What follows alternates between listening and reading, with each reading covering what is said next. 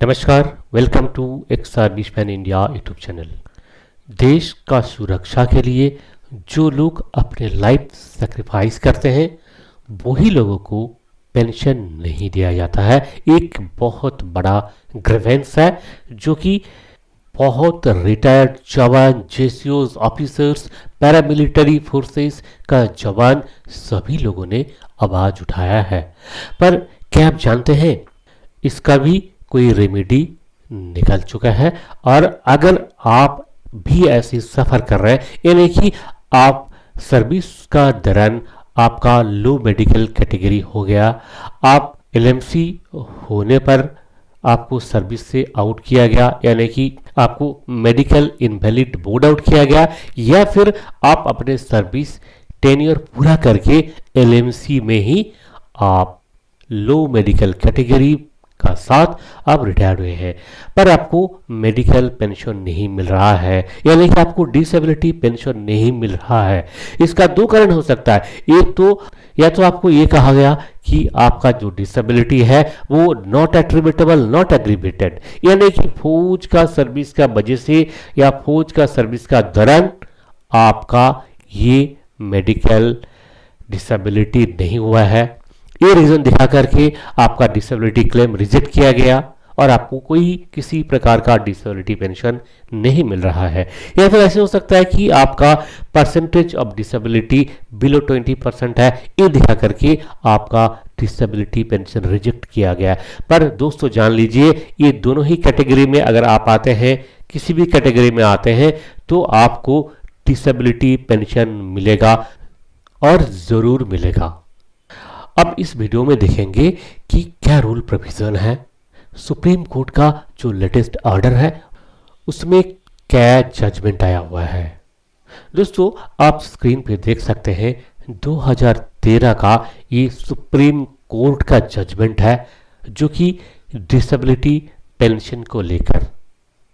इसमें जैसे कि आप देख सकते हैं कि इंडियन आर्मी से जो रिटायर्ड एनसीओ है, इन्होंने अपील किया था। इनका अपील ये था कि सर्विस का दौरान जब कोई जवान, जेसीओज या ऑफिसर्स लो मेडिकल कैटेगरी हो जाते हैं तो ये डिसेबिलिटी फौज का सर्विस का दौरान हुआ है, ये तो एक्सेप्ट करना ही पड़ेगा। क्योंकि जब किसी भी रैंक में एक फौजी जवान, जेसीओज या ऑफिसर ज्वाइन करते हैं इंडियन आर्म फोर्सेस में या पैरामिलिट्री फोर्सेस में, तो 100% मेडिकली फिट सर्टिफिकेट मिलने का बाद ही उन्हें ज्वाइन करवाया जाता है। और वो मेडिकल कंडक्ट करते हैं खुद रिक्रूटिंग ऑर्गेनाइजेशन, यानी कि अगर एयरफोर्स है तो एयरफोर्स खुद ही वो मेडिकल कंडक्ट करते हैं, नेवी है तो नेवल का ही डॉक्टर कंडक्ट करते हैं, और आर्मी है तो आर्मी का, या फिर पैरामिलिट्री फोर्सेस है तो उनका खुद का जो मेडिकल अथॉरिटीज़ है वही सर्टिफाई करते हैं कि ये candidate fit for joining service, fit for military या पैरामिलिट्री सर्विस। उसके बाद अगर आपका मेडिकल कैटेगरी डाउन किया जाता है, यानी कि आप किसी बीमारी से सफ़र कर रहे हैं, तो इसका कारण केवल मात्र मिलिट्री सर्विस ही होना चाहिए। आप चाहे किसी भी रैंक से रिटायर हुए हैं और एलएमसी में रिटायर हुए हैं तो आपका ज़रूर रिलीज मेडिकल बोर्ड यानी कि आरएमबी हुआ होगा। और आरएमबी में क्या होता है, रिलीज मेडिकल बोर्ड का जो एक्सपर्ट डॉक्टर्स है उनका ओपिनियन एक बहुत बड़ा फैक्टर होता है डिसेबिलिटी पेंशन अवार्ड के लिए। यानी कि उनको अगर लगता है कि आपका जो लो मेडिकल कैटेगरी है ये नॉट एट्रीब्यूटेबल, नॉट एग्रीवेटेड है, तो वो ऐसे ही सर्टिफाई करते हैं क्योंकि उन्हें ऐसे ही इंस्ट्रक्शन दिया गया। पर अब सुप्रीम कोर्ट ने, जैसे कि आप देख सकते हैं स्क्रीन पे, ये जो रूल प्रोविज़न है इस प्रोविज़न को दिखाते हुए उन्होंने एक्सेप्ट किया कि कोई भी मेडिकल डिसेबिलिटी ड्यूरिंग सर्विस वो या तो एग्रीवेटेड होगा या फिर एट्रीब्यूटेबल होगा या फिर दोनों ही हो सकता है। नॉट एग्रीवेटेड नॉट एट्रीब्यूटेबल तो हो ही नहीं सकता है, क्योंकि एक मेडिकल एक्सपर्ट बोर्ड ने सर्टिफाई किया, इसलिए पीसीडीए उसको चैलेंज भी नहीं कर सकता है। पर अब ये तो मानना ही पड़ेगा, क्योंकि भारत का जो सर्वोच्च न्यायालय है, सुप्रीम कोर्ट ऑफ इंडिया ने ऑर्डर दे दिया है कि इस तरह का जो केस है, ये case attributable to military service या aggravated by military service count करना है, क्योंकि ये after joining the service low medical category में प्लेस हुए हैं, तो इनका मेडिकल डिसेबिलिटी को एने नहीं बोल सकते हैं। नंबर 1।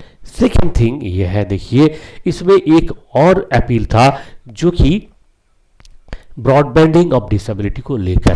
देखिए अभी तक का जो रूल है, अगर आप मेडिकल इनवैलिड आउट होते हैं तो आपका जो डिसेबिलिटी है वो ब्रॉडबैंडिंग होगा, यानी कि अगर आप मेडिकल इनवैलिड होते हैं तो 50% से नीचे वाला जो डिसेबिलिटी है वो 50% माना जाएगा, 50 से 75% जो है वो 75% माना जाएगा, और अबव 75 का जो है वो 100% डिसेबिलिटी माना जाएगा, यानी कि राउंडिंग ऑफ या फिर ब्रॉडबैंडिंग कह सकते हैं इसको।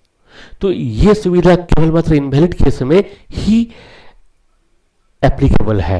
पर सुप्रीम कोर्ट में अपील करने के बाद इन सज्जन को, ये जो रिटायर्ड जवान है, इनको सुप्रीम कोर्ट ने ये बेनिफिट दे दिया है कि आप अपना टर्म्स ऑफ एंगेजमेंट पूरा करके भी रिटायर कर रहे हैं लो मेडिकल कैटेगरी में, तो भी आपका जो डिसेबिलिटी है वो ब्रॉडबैंडिंग होगा, यानी कि राउंडिंग ऑफ होगा। सो दोस्तों, अब राउंडिंग ऑफ का भी जो प्रॉब्लम था, जो डाउट था, वो क्लियर हो गया। चाहे आपका reason of discharge, reason of living service कुछ भी हो, आपका ब्रॉडबैंडिंग होगा। दूसरा, आपका डिसेबिलिटी किसी भी हाल में नॉट एट्रीब्यूटेबल नॉट एग्रीवेटेड नहीं हो सकता है। और केवल यही नहीं है, इनके बाद जो भी एएफटी को अप्रोच किया, जिनका सिमिलर केस था, यानी कि डिसेबिलिटी ड्यू टू एनए, जिनको मेडिकल डिसेबिलिटी पेंशन नहीं मिल रहा था, उन सभी को एएफटी से बेनिफिट दिया गया और उन सबको डिसेबिलिटी पेंशन मिल भी रहा है। ये सारे डिटेल्स आप पढ़ सकते हैं। एक सर्विस मैन के लिए बहुत ही इंफॉर्मेटिव एक वेबसाइट है, जिसका वेब एड्रेस आप स्क्रीन पे देख सकते हैं, www.esminfoclub.com। यहाँ पे आप विजिट करके एक सर्विसमैन का रिलेटेड सारे ऑर्डर्स, इंस्ट्रक्शंस और जो भी अपडेटेड ऑर्डर्स है, जो भी अपडेटेड न्यूज़ रिगार्डिंग एक सर्विसमैन वेलफेयर का है, सभी आप इसमें देख सकते हैं। और यहीं पे आपको ये एक रिपोर्ट है जहाँ पे आपको सुप्रीम कोर्ट का ये ऑर्डर भी मिल जाएगा, उसका लिंक मिल जाएगा, और बहुत सारे जो केसेस हैं जिन लोगों को बाद में एएफटी में अप्रोच करने के बाद डिसेबिलिटी पेंशन मिल रहा है, वो भी लिंक आपको वहाँ पे मिल जाएगा। सो दोस्तों, इसी तरह का इम्पोर्टेंट जानकारी के लिए हमारे इस चैनल को जरूर सब्सक्राइब करके रखें और लाइक शेयर करना तो जरूर भूलिएगा मत। इसी उम्मीद के साथ नमस्कार, फिर मिलेंगे अगले वीडियो में। जय हिंद, जय भारत।